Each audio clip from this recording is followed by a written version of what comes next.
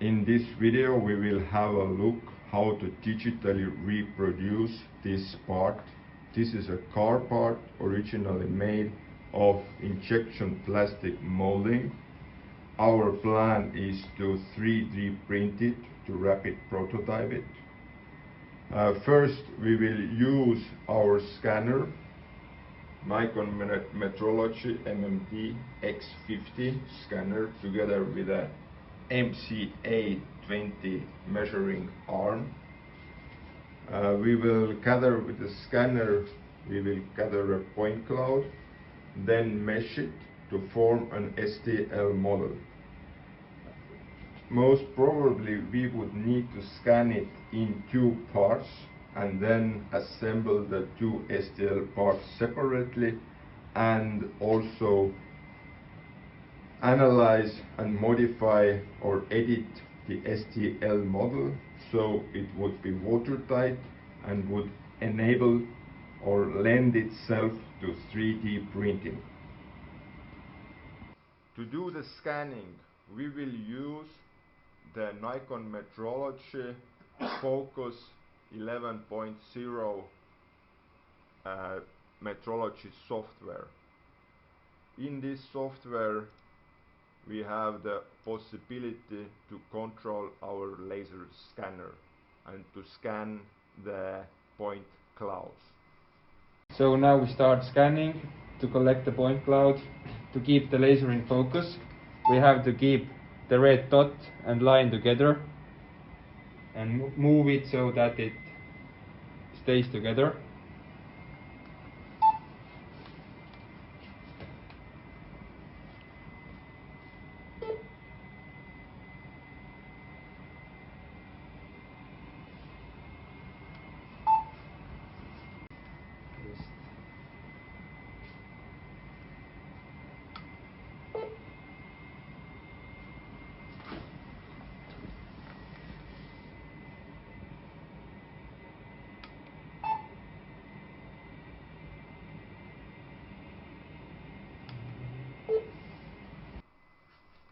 Here we can see how the laser is collecting points from the part.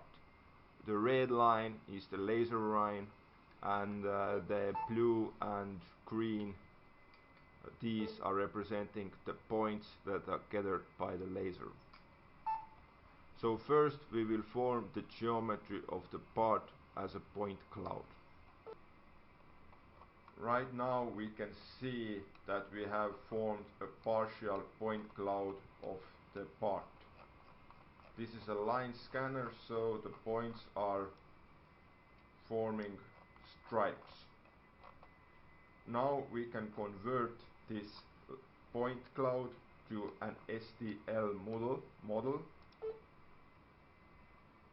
This will take some time, and here we can see the STL model of our scanned part, and we can take it from here where we need to collect more points and so on.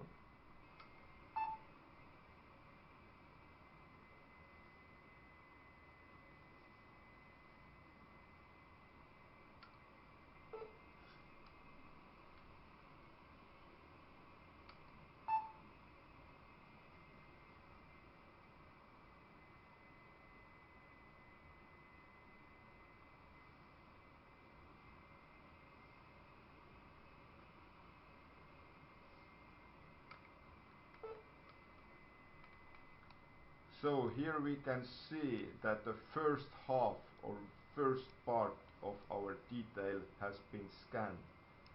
There might be some small holes still within our STL model, like for example within this opening there and in those corners, but we can get rid of them later when we do our editing of the STL model. Now we will continue with scanning the small portion of the part that was used to hold it within the vise. This one over here. The first STL is done. Here you can see that we have repositioned our part. This part, or this portion of the part that was initially used to hold it within the vise, this is what we are going to scan right now. And then we will put them together in digital form. This is now the completed section or still missing part of the scan. Here we have imported the STL model we have just scanned to another software. It is Geomagic Wrap. It is a software specially dedicated with working with the STL models. What we can see here is that we have several patches or several individual meshes that have been combined together. They haven't been actually stitched together in a sense, that they are still separate, and these are the separations lines. A couple of things we would like to do now. First, it is advisable that we get rid of the part we don't actually need. This here is the part that was used to hold it in vise. It is useful to get rid of that, and actually we can also cut away already some part from here. So to select those individual polygons, we will check whether we can select through. We will check back faces. Let's use the polygon selection tool, and let's see where we can end with this result. This choice here seems to be acceptable. Let's delete those polygons. This is fine. Now we will bring in the other part. We will import the other STL part here, and we will roughly align it first by eye. For that we will use the move tool. We will give it a rough inclination, how it should be here, and then we can use the alignment tools. In principle, this is the way they should be, and we can leave it as it is right now. Then we can go to alignment. This Geomagic is only one option. There are several other softwares available which will do it in principle the same way. So now we have the different parts, the two parts. We would need to set one as a fixed one. Let's say we take the bigger part will be set as a fixed one. The smaller one will be the moving one. And what we need to do now in this step, we need to indicate common points on both parts of the model. Obviously, let's say there is a point, over here is a point too, that are roughly on the same place at both models. Let's go to the other hole over there, and after 3 points you see there is already an alignment made. We can have some more points. Let's say take a couple from that surface over there, and let's register this. This is okay, and we see that now we have now our part is complete, and we can move on with other edits to this part. What we would like to do now would be to refine the alignment with a global registration automated refinement command. Let's put zero tolerance 0.1 millimeters. Let's see whether it can fine-tune the alignment, it did it. It looks fine, so we can click OK. This looks okay. Now we need to continue with working with the mesh. First of all, we would like to get rid of those separation lines. Those we go to Polygon tab, and in Polygon tab we will now go and merge the two meshes. Let's use the standard values over there and let's merge it. Since our goal here is to end up with a reverse engineered part, we don't need to be that careful with our parameter values, meaning that if it goes a little bit off the accuracy of the geometry, it will be fine. We can tolerate in this case. Another thing we would need to do actually it is already doing it is already decimating in this with this command, with the merge command. It is also cutting down the number of triangles.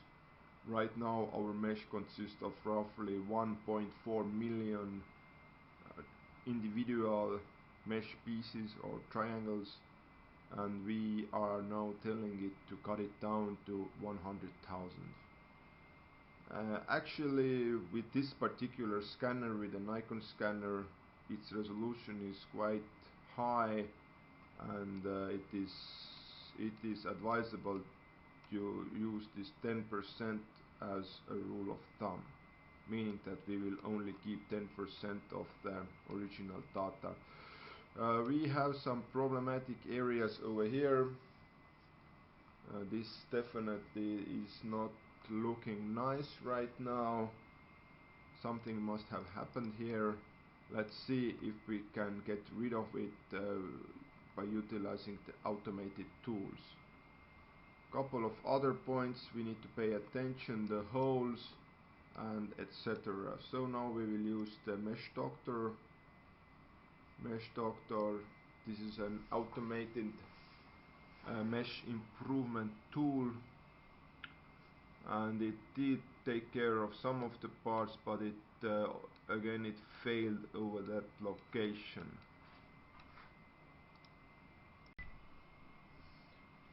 One way we can try to solve this problem over here, we can try to select these facets and let's delete them. Let's take them away actually, and also delete this part from here. This is also not nice, and we can start to recreate these features. I will take away some more points from here. One more time, get rid of the individual floating bits by running a Mesh Doctor again, and then we can see whether we are able to recreate this part or not.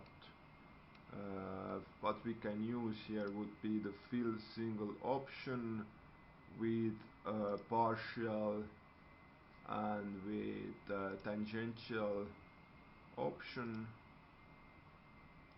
and then we will take this one which created this part to a satisfactory level. We can use this, and it is already much better.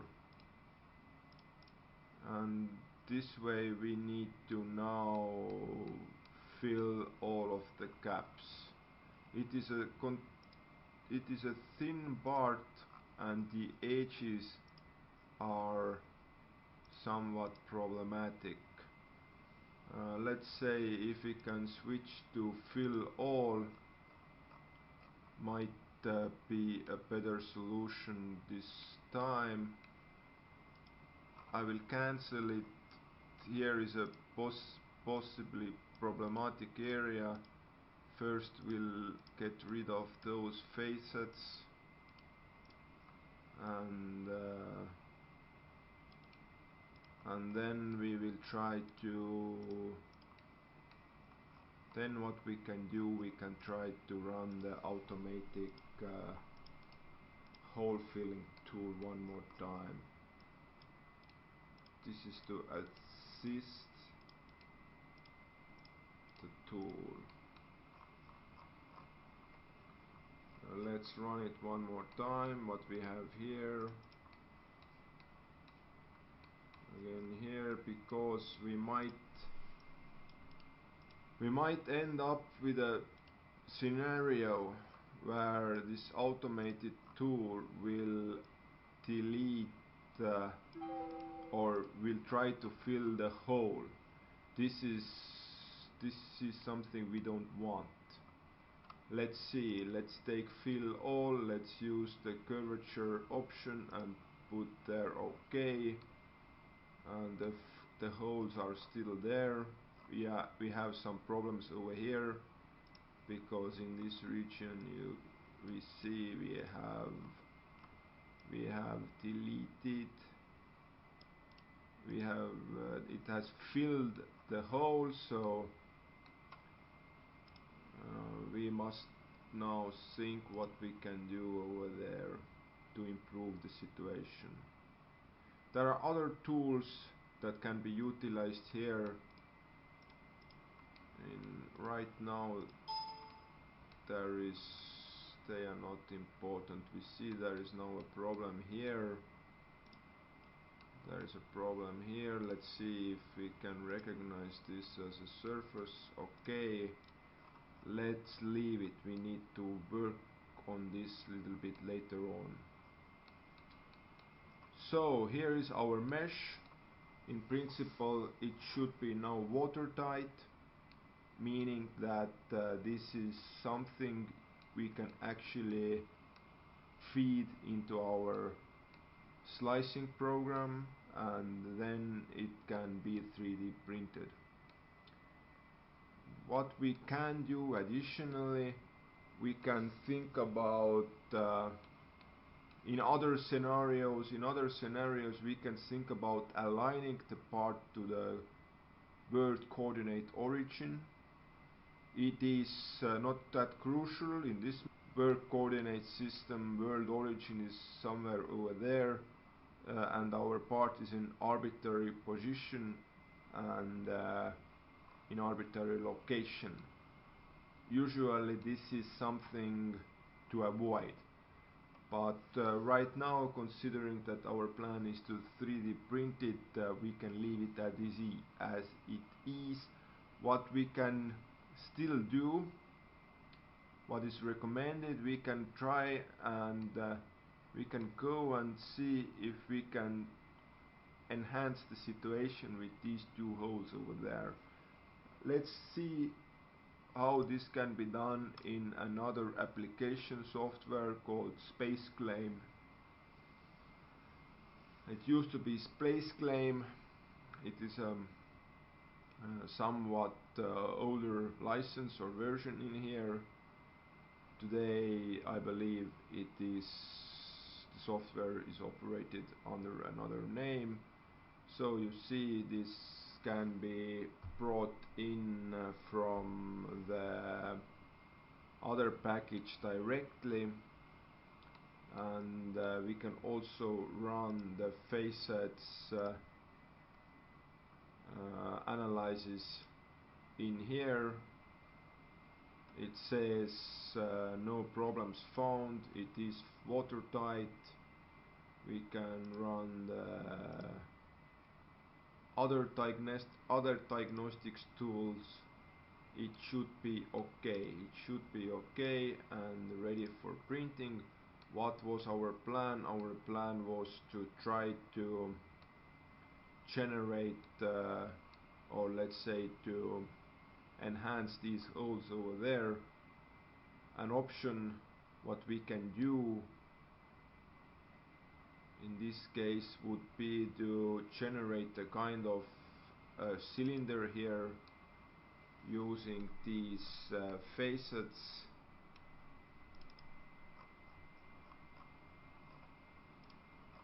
And then with those cylinders we can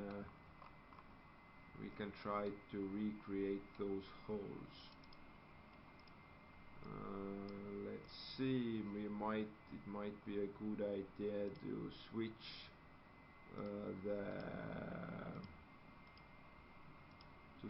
to the paint selection option, paint those over there.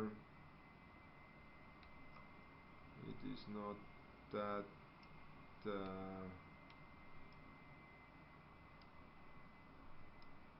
together. Now we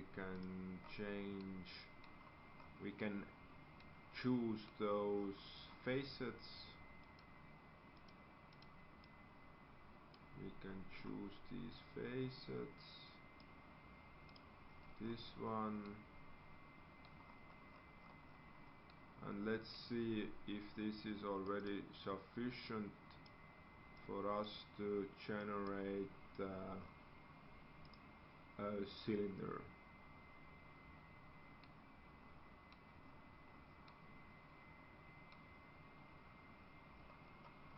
At least not here.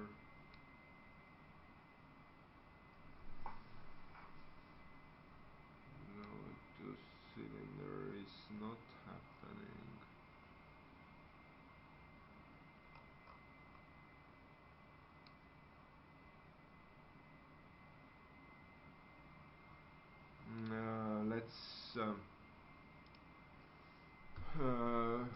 So to recreate these holes here, we will first make a sketch on this surface.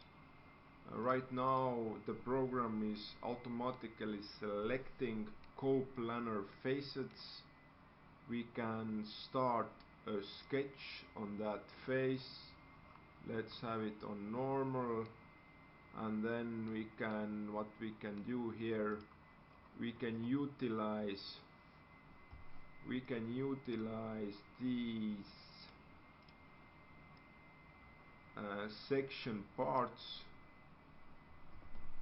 We can use them, and actually based on them we can have a fit of arc. Let's do a fit of arc. Might be that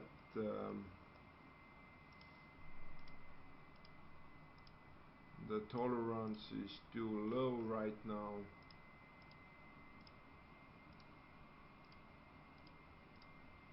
We will set this tolerance value up to 1 mil. Much better. You see, it is a continuous arc. 1 mil is perhaps too much. Let's try 0.5 millimeters.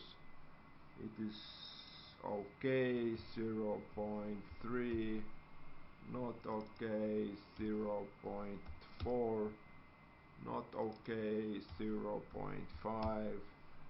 This is what we will use. Now we have an arc.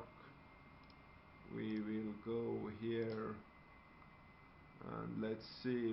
This one we will adjust by eye, the location of it, and based on this information let's create a circle. Most probably it is 8 millimeters circle, 8 millimeters circle, and this is now sufficient. What we will do from here, we will pull it to form a solid body. Let's pull it to form a solid body. Space claim is a direct modeler. We have this, and what now we can do additionally, we will move this body the cylinder we have just created. We will create a copy of it, and this is what we are going to adjust, so to say, by eye. In this particular case it is not that important. Let's look from that direction. I want to look from here. That would be the view command, and I would like to move this solid body.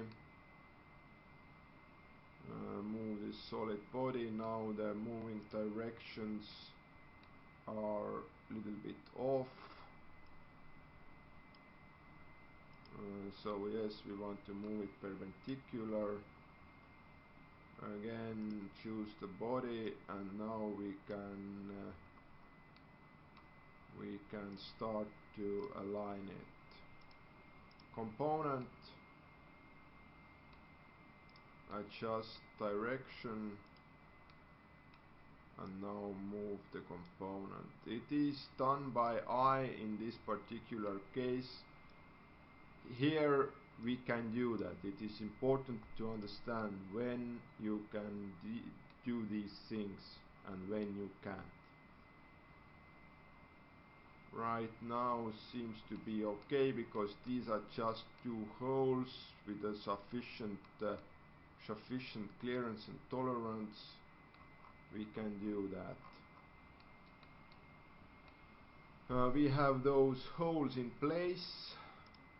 Now what we would like to do would be to get rid of these over here. These holes we will now fill. First let's delete couple of those from here.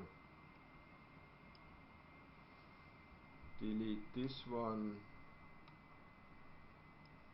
Delete this one.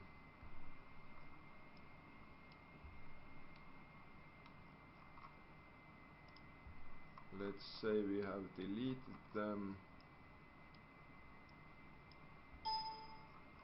and let's fill those holes. These are the areas to fill. Okay.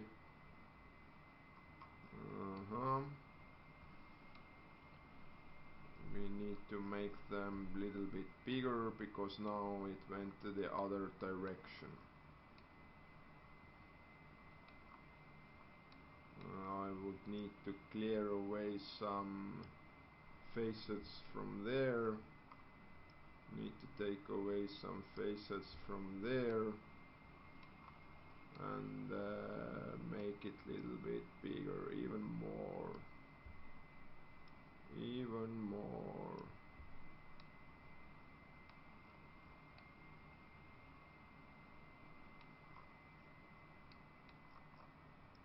Let's see if we can succeed in this way.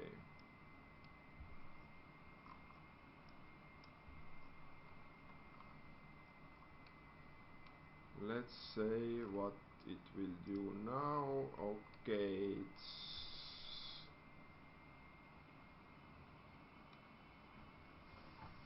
need to come up with other means.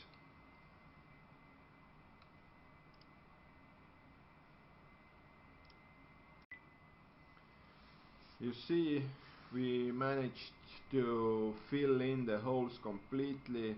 Now we would like to utilize the two cylinders we have just made.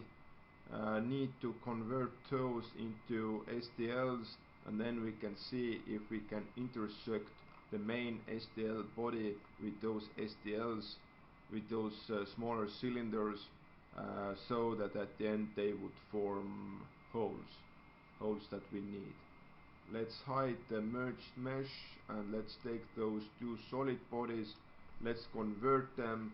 You see, now we have three STL bodies in our file, and we can see if we can do the subtract command with the STL. This is the main one. This is the one, this body, STL body, is the one we would like to subtract from. These two are the cutters. and you see we have generated quite good looking. These are clear holes, and in this case they will suffice. In principle, similar procedures can be done with the other holes that we have on our model, but actually it might not be necessary. So we will leave them as they are, and we will move on with the rapid prototyping stage. This STL model is now considered ready for 3D printing. The final check will be done with the slicing program. In this video we will have a look how to divide up the STL file. The problem that we have with our STL is it is too big. Its size, dimension is too big for the printer to handle. We can try to estimate it over here. We can try to measure, analysis, distance, measure distance. We can check the distance. The overall rough distance is approximately 330 millimeters. This length over there. This is too much for the printer to handle, meaning that we would need to print this part out in separate pieces and then glue them together. So now we would like to have a look how to divide up the STL file. The first thing that is beneficial to do would be to align it, to align the STL to the coordinate world, to the coordinate system. Here is our coordinate system origin, and there is our part. We would need to conduct some kind of alignment. That is not crucial here, because there will be no comparison made. We are not going to compare nominal model against measured model to yield us some kind of measuring results. We just want to have this part in somewhat reasonable position. To do that, we can utilize the fact that we have a planar surface over there, so we can tell, or we can command the software to choose all those planar facets in this region, and then to establish a plane. Let's see, would it be better to do it over there? Yes, let's say we choose to create our reference plane over here. So let's clear out these facets. These are now cleared, and now we can choose those from there, and we can create a plane over there. This will be our plane 1. Okay, plane 1 done. So this we can establish as our XY plane, and for now we will also create another plane which will be a midplane between these two inclined planes. So let's take from there and add a plane, yes, and let's take from there and add another plane, yes. We have this plane. We need to these planes, as we can see, these are inclined. They are not perpendicular with the one we created first. So we now will create a midplane for those two. Plane 2, plane average would be the choice. Let's take plane number 2, plane number 3, apply. This is what we wanted. Okay. So we have now two planes we can use to align our parts. And to do that, we will go to align to world. We will choose the world coordinate system XY plane. That has to be aligned with our plane number 1, and then we will take XZ plane and we will align it with a plane we created as the last one. And let's see, here we can already spot there is some kind of let's see if we create this pair. Okay, it worked. It works satisfactory to our purposes right now. Let's okay. We will put it to isometric view. We can hide the features and we can see that this is now satisfactory. We have made a rough alignment that will ease our work while trying to separate this STL model into different pieces for the printing purposes. Now to divide it up to different pieces, it might be a good idea to actually make several copies of it. I will take the STL file, duplicate it, then we can get rid of the features here. No features needed for the copies anymore because those were just for alignment, and we can duplicate this one as well. And we can start cutting it into pieces. For this we will use the trim command, trim with plane. We will use the XZ plane, and here in principle we can try different values. We will need to move, let's try -45 millimeters. If we cut it from there, it seems to be okay. We have some distinctive features we can use later to glue this part together. Now we will separate them. We will get first rid of this bigger part, reverse selection, delete selection, and also we will utilize close intersection. And this will leave us with a clean cut on this surface, and we can save it out for printing.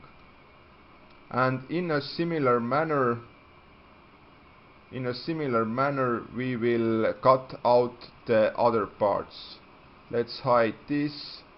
Let's take now this other version, repeat the trim command, repeat -45. This time we would like to keep the other delete selection, close selection, okay. We have this, what we already had, and now let's move it to +45 just to be a little bit symmetric. Delete that section, close that intersection, close. And here we have now the parts, the midsection. And following the same logic, we will separate the final section, meaning this section over here. And altogether we would have now 4 parts that we will print out separately and glue them back together later on. And this we had to do because of the physical limits of the working area of our 3D printer.